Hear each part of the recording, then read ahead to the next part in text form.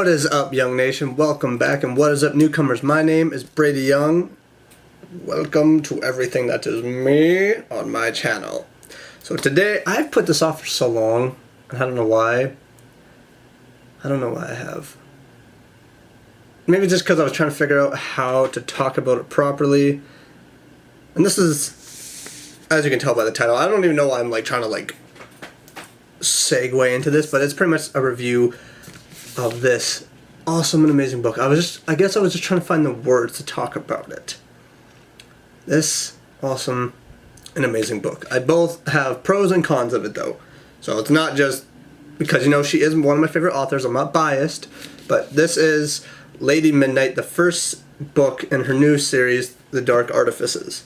She's got a couple other newer books too out as well, but I'm still just going to refer to this as the newer series because I'm not done all of them yet, so leave me be. Before we begin on that, don't forget to hit that subscribe button, and when you hit that subscribe button, don't forget to punch, hit, tap, whatever you feel like doing. Even hit it with your nose, your face, whatever, to the bell, okay? So you get notified when I put out a video, because, come on, you should get notified, because you want to see more of this face, don't you? Am I close enough for you? Am I? I can get closer. No more being creepy, no more being weird.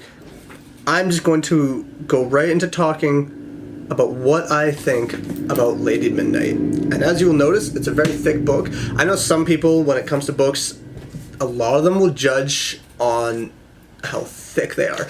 I didn't mind that, and I saw people buying the third book, and that one I'm pretty sure is a little bit longer. So obviously other people don't mind too. For you, those of you who don't like longer books, there's actually part of reading this book that it just kind of zoomed by. But then again, for me, I really get into books, and so it's just, woo, I'm just going through pages. Especially books like these are really good for when you're doing trips on the road, or you're flying, or anything like that. Books like these are just great for when you're on vacation or you're going on trips. But for the start of my review, I'm going to say this. I really enjoyed the new set of characters. In her last book in the Mortal Instrument series, she started actually introducing these new kind of characters. In my mind, I was like, okay, why are we getting introduced to these characters?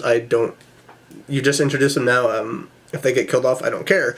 But as I got near the end of the last book, it was like, okay, these characters are kind of cool. And then it clicked in my mind, she must be planning another series. She's got to be. You can't just introduce all these different characters in a last book in a series and not do anything with them.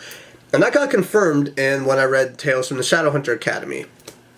When it started talking, and it even talked of this is a segue book, pretty much, a prequel book, and in between to the series. And it then goes on, when you read this, you get introduced to the characters Julian Blackthorn and all the Blackthorn kids. You get introduced to this family, and then also the outside character who is pretty much part of the family though, Emma Carstairs. And it's just a great new set of characters. And it's awesome.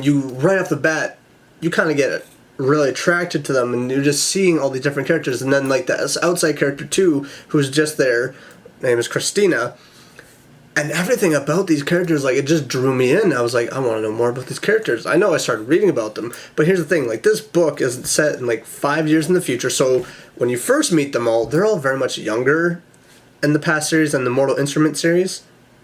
And so in this, a lot of time has passed, and they've been able to mature, and you're just going from seeing them. It's really awesome when you read the last book of the Mortal Instrument series, and you kind of see them all when they're much younger, and then you kind of see how they age. It's a really cool transition. I really like that. And so it's just a great new set of characters, first and foremost at that.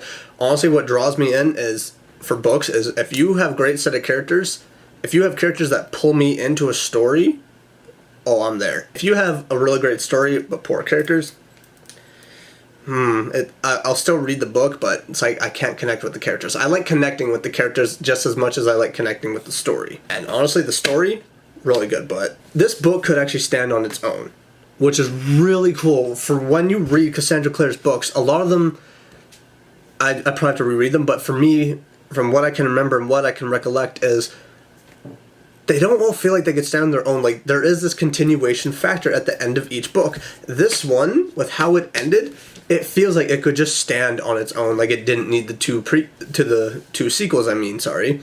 And it's awesome. It's an amazing read that way. I'm just going to open that a little bit, get more. Yeah, show that pale skin. I have not tanned at all this summer. I'm so sorry. I failed that way. It's my bad. What I love that also got introduced in this book is, in the previous series, and in previous like kind of series for what she did for the Infernal Devices, like there was always these sufferings kind of things for the characters. In Jason Clary's case, in the first 3 books of like the first half, you kind of think like that they're siblings and they're very attracted to each other, and that was weird to read. Like, you kind of root for the characters to be together, but the same token, it's like you feel weird when you think like they're siblings. But I'm sorry to spoil this for any of you who have not read the series, but it's such a relief when you find out they're not siblings. They are so disconnected from each other that way. It's like, whew. Oh, I got so relieved in that 3rd book. Oh, it felt so good. But with this, you get introduced to a new suffering for two of the main characters. I'm not going to say who. I'm not going to spoil that. I might spoil that when I do the review for the 3rd book, which, with almost being done the 2nd book, I'm going to do a review of that book soon. Hopefully it won't take me so long to do that, because I got done this book maybe about a month and a half ago. I'm sorry. But the great suffering between 2 characters, like, again, you're cheering for them, but at the same token, it's like you know the devastation that could be done. Just because it is this forbidden love. And man, those are some of the greatest in the stories and books. Whether it's in movies, TV shows, books, like forbidden love, it just draws everyone in, and it just works, and it's awesome. I don't know why that is, but it's such a pull. I love it. And one thing I'll say about this book too, near the end, I didn't actually see the villain coming. Usually when you're reading stuff, you kind of get a feel of like, oh, I know who the big bad is. I know. Mainly because sometimes books, they'll talk about it, and so it's like, hey, this book did not let you know anything about who the actual villain was going to be. Like, it had name drops but it was like code names, but it did name drops, but they were code names. And then when you find out who the actual villain is, like the actual character, it's like, holy crap. So that's a bit of a spoiler, because if you actually read the book, you might get to figure that out. So I apologize for that, but this book caught me. I was pleasantly surprised, and I love that. Just like I love one of the characters too, that he was a little angry midway through the book, and then he completely did a turnaround and he helped the characters near the end, so I really like that. Again, I don't do a lot of spoiler kind of stuff in my book reviews. I think other people do, but I like giving you guys the chance to actually read the books and sharing in my feelings. Because, I mean, if you can't agree with me, if you don't agree with me on how great these books are, you're dead inside. I'm just kidding. Everyone's entitled to their opinions, but not about these books. You have to agree with me. Is there a chip on my camera? I'll check that later. But one of the cons, though, as like I said, I like the great suffering between the characters, the forbidden love and everything. The only thing is, it feels like Cassandra Clare, and I love her writing, I love her books, but me personally, as I was reading, it felt like a rehashing. It was a different concept. It was a different situation. It was a different way of it. It was a different form of the forbidden love, but it just felt like she was rehashing that concept of forbidden love. Just changing the variants and everything.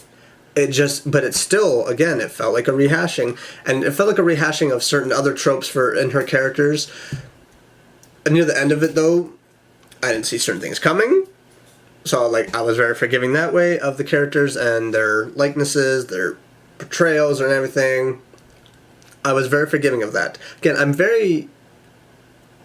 being in a very gray area because, again, I'm not explaining it, so you just kind of have to read it. You have to read her Mortal Instrument series, then you have to read this, the first book of this, Dark Artifice series, and maybe you'll get where I'm coming from. Maybe I'll do a video explaining it, I don't know, or maybe I'll just leave it at that. But overall, what I will say about this book, what I will say overall about Lady Midnight is it is a fantastic read. It is an awesome book. I am so happy I have the entire series because I'm that type of person that I love reading series over and over again. So this will definitely be on my reread list because, come on, it's a great book. It's a great book. You should definitely check it out. So go to your local bookstore, whether it's a Kohl's, Chapters, if you're in Canada. Maybe there's other bookstores too that carry it in Canada. I don't know. Who knows? Maybe your local bookstore does. And if you're in the States, Barnes & Noble, definitely go and check it out. And buy the book if you haven't already and read it. But that is all I've got for you guys today. And I will be uploading this video as soon as possible. So hopefully I'll get that done soon. But don't forget to give this video a like. Comment down below. If you've read this book, let me know what you thought of it. Let me know what you liked about it. Maybe even let me know what you didn't like about it. But let's be nice. Because, I mean, this is one of my favorite authors. So I might at you in the comments if you say too much bad about it. Also, don't forget to share this video with anyone you know who likes these kind of books. Or who likes Cassandra Clare, like myself. And again, don't forget to subscribe and hit that bell so you get notified when I put out a video. As well, don't forget to check out all of my social media pages that are in the description below. You can scroll down, see all those. But until next time, my name is Brady Young. Thank you for watching. Thank you for joining the Young Nation. And I will see you all in the next video. Bye!